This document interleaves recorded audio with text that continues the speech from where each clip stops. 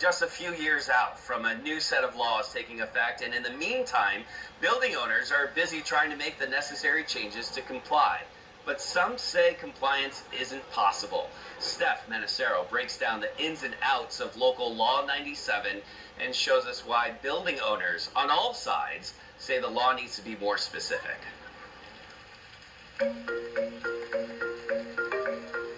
intents were great, but the road to hell is paved with great intentions.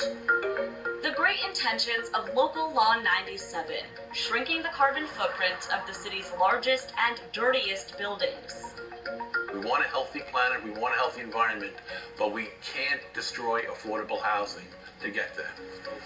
Bob Friedrich is the president of Glen Oaks Village, a co-op with 134 two-story buildings on 125 acres in Queens, home to 10,000 New Yorkers, many of whom, Friedrich says, will not be able to afford the cost of city-mandated building upgrades.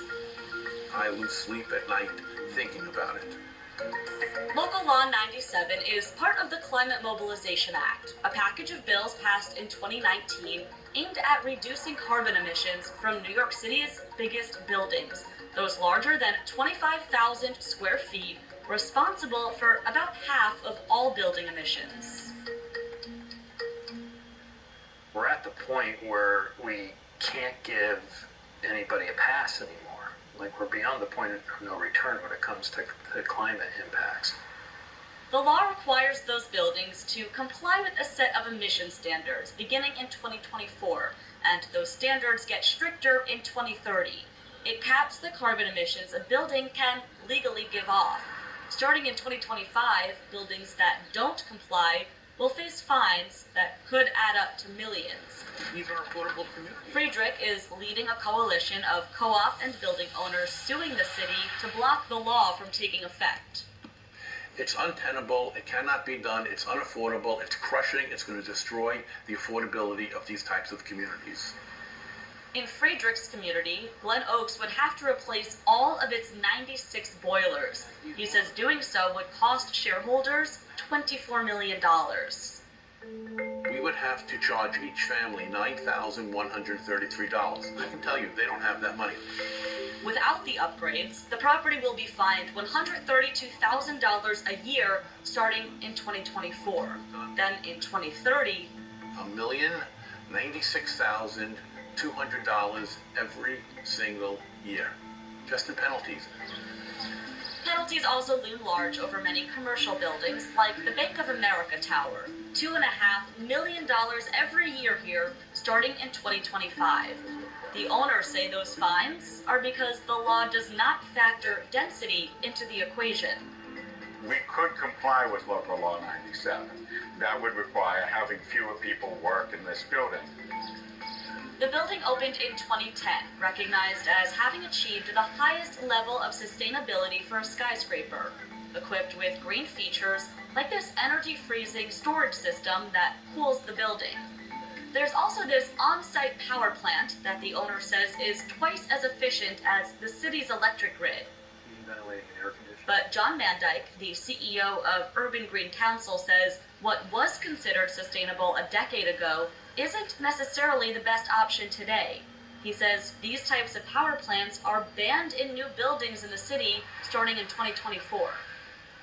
There's no blame to be made here. These were good decisions that were made at the time. We just need different decisions now. It's a different story across town at 1 Manhattan West. This building operates using 100% renewable electricity, proven by this real-time data, after recently making the switch to hydropower. It's literally just using the flow of water to turn turbines and generate electricity. The move reduced the building's carbon emissions by 80%. While it's not facing any fines in 2025, it could face fines in 2030 because the building is hydropowered from a river upstate, and the law is designed to incentivize creating renewables here in the 5 boroughs.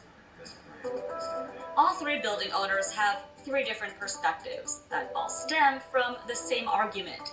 They say the emissions equation is one size fits all and needs to be more nuanced to cater to the different needs of different building types. Right now, there are 10 categories. The Department of Buildings says under the law, it is required to expand the number of those categories and has plans to do so in the coming months. An advisory board is reevaluating the law. A report of recommendations is due to the City Council in January. Mandyke says implementing a realistic law is critical. If building owners can't comply and they're just paying fines, it's a lose-lose proposition in the sense that we don't get the carbon reduction. Building owners say to get that carbon reduction, something's got to give, because all sides say doing nothing is not an option. If we don't reduce carbon emissions, we won't have a functioning city in our lifetime.